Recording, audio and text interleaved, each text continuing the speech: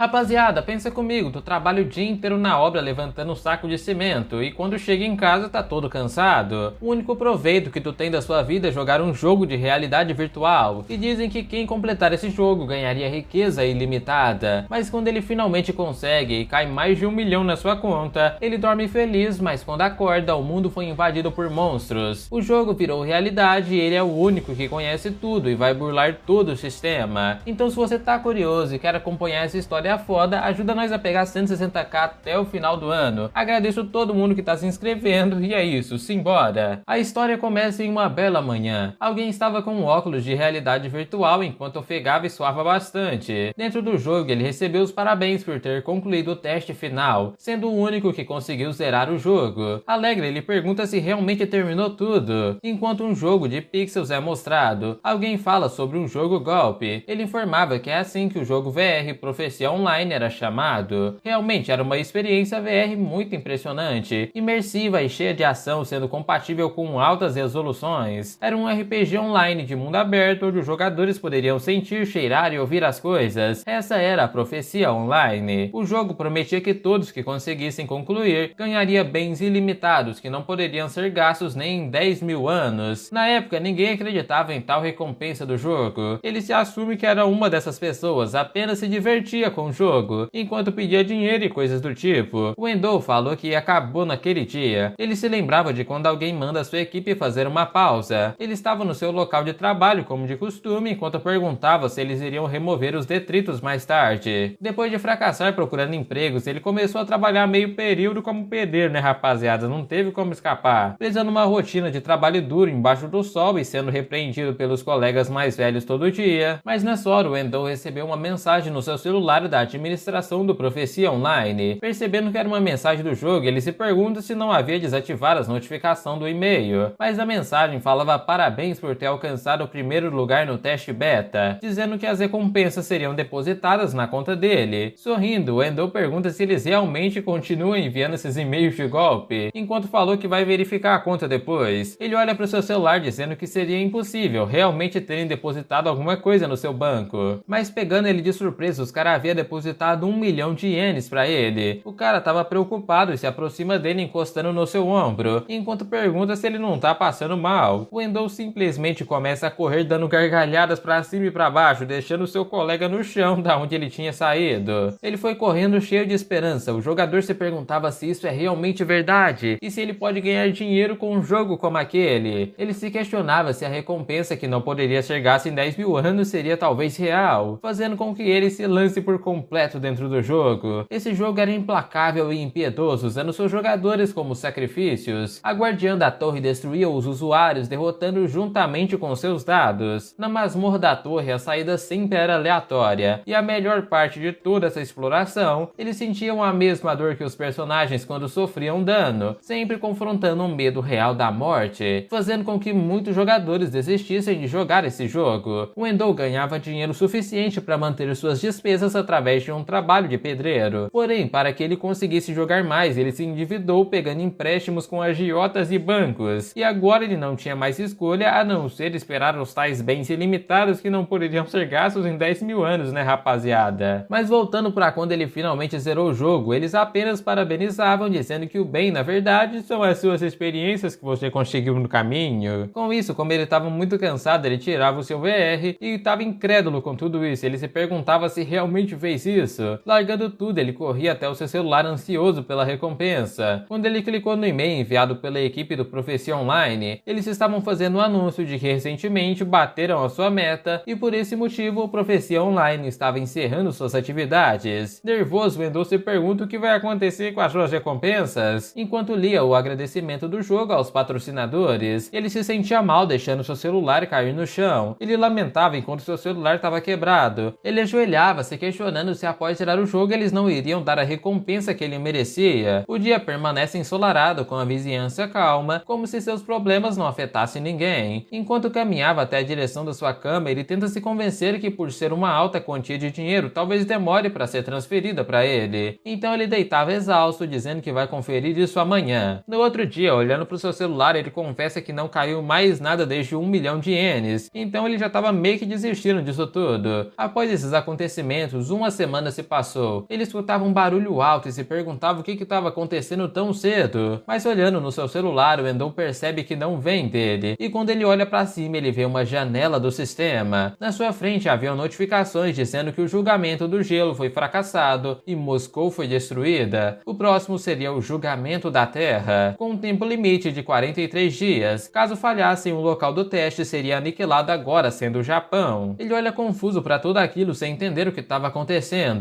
Na TV, os jornalistas apavorados notificam a população que aquela era o estado atual de Moscou. Enquanto os monstros devastavam completamente a cidade, o governo russo declara que não há esperança de sobreviventes. Sem saber que tipo de criaturas são essas, os jornalistas anunciam que parecem ser dragões. Um helicóptero observava os monstros lá de cima. A jornalista que estava nele informa que uma situação semelhante está prestes a acontecer no Japão, de acordo com as informações que eles coletaram. A mulher informa que muitos dizem ser um desastre vindo de um jogo chamado de Profecia Online. Um geólogo falou que o único causador possível de uns desastres de tal escala seria o movimento das placas continentais e não monstros. Enquanto o monstro abre a sua boca na direção do helicóptero, a jornalista perguntava se ele estava tentando mirar neles, e aí alguém gritava desesperado, mandando eles saírem dali o mais rápido e voltarem para lá, mas infelizmente não houve resposta. O apresentador estava aterrorizado e começou a gritar o nome da jornalista, perguntando se ela podia ouvir. O especialista estava louco com essa cena e falou que isso jamais poderia ocorrer com apenas movimento de placas. Enquanto ele corria para sua varanda, o protagonista falou que não há dúvida sobre isso. Ele confessa que mesmo nessa situação louca, conseguir permanecer calmo é importante. Com a sua extrema calma, somente uma coisa veio na sua cabeça. Em outro lugar, uma mulher tentava aprender como funcionava esse tal sistema, apertando o botão de evento principal. Wendell também apertava esse mesmo botão, percebendo que o tempo limite era de 43 dias e que o local de teste era o Japão com 0 progresso. Ele se lembra da mensagem do jogo, dizendo que a sua experiência seria algo inestimável. O protagonista então assume que bens inestimáveis dito pelo jogo seria a sua experiência, afinal ele foi o único que conseguiu gerar aquilo tudo. De repente, após muito tempo, a sua porta abria. Todo estiloso, o garoto saía convencido, sorrindo de um lado pro outro. Ele saía dizendo que agora vai conseguir o seu dinheiro. Enquanto corria, ele falou que o jogo se tornou realidade e haverá uma grande competição por lugares e pontos de experiência. Ainda muito rápido, ele repara que a masmorra mais próxima está logo na sua frente. O Wendell se apressa na direção de um grande prédio. Muitas pessoas corriam e se desesperavam enquanto perguntavam como devem fugir, já que os ônibus e trens estão fora de funcionamento.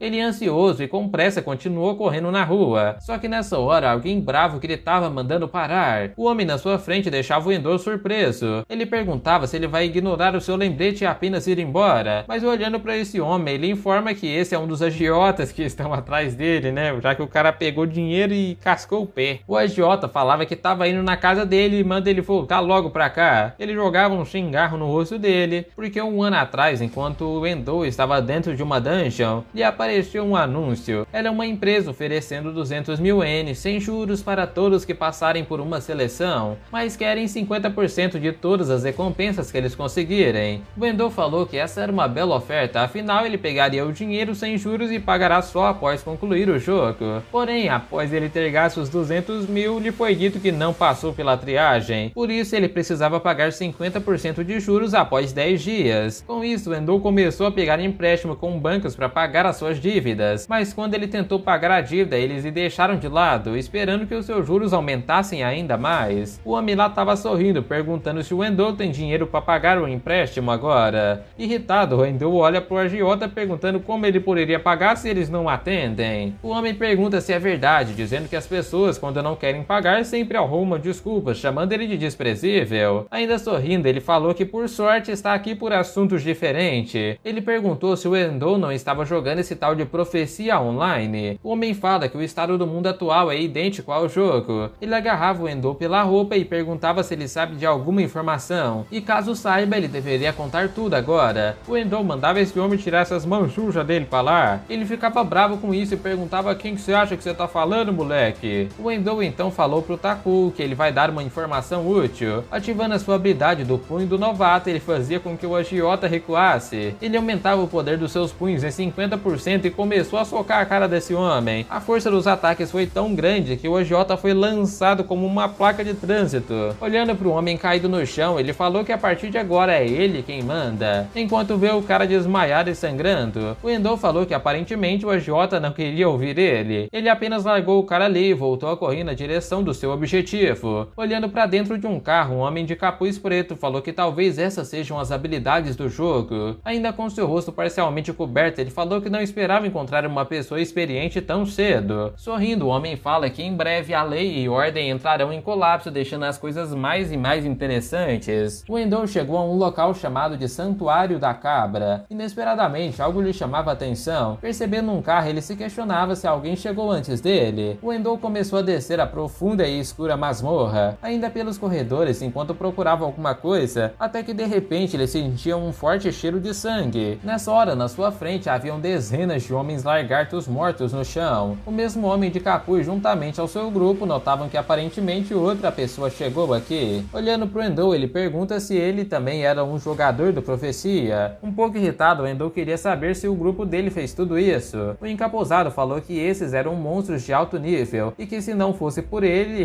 estaria morto agora. O Endo começou a se questionar se os lagartos realmente são de alto nível, lembrando que o nível deles era o mais baixo dos baixos. Tirando o capuz, ele falou que aparentemente o Endo não tem amigos e perguntava se ele gostaria de virar um dos seus subordinados. Ele fala que o Endo terá que lhe entregar metade de tudo que ele conseguir, mas em troca ele o protegerá, já que ele é muito forte. Todos os que estão atrás dele ficam encantados com a sua grande gentileza. O Endo apenas pede desculpas, dizendo que prefere seguir sendo um jogador solo. Apontando pra frente, ele pergunta se eles conseguiram passar pelo boss. Eles ficaram em choque pensando sobre isso. Conversando com seu grupo, o encapuzado pergunta se vale a pena matar o Endo após finalizarem o boss, deixando todos meio nervosos. O homem falou que quanto menos pessoas souberem sobre as informações do jogo, melhor seriam para eles. Ele fala que é isso que ele decidiu e todos que não concordarem com ele terão uma morte acidental. De repente, todos sentem um certo medo e ficaram nervosos. O homem informava para os seus subordinados que o chefe dali é o Cabra das Braças, e por isso ele não quer que o protagonista seja o último a atacar ela. Agora faltava apenas 5 minutos para que a porta se abrisse. Alguns deles vão até o Endo, que ficava meio surpreso com isso.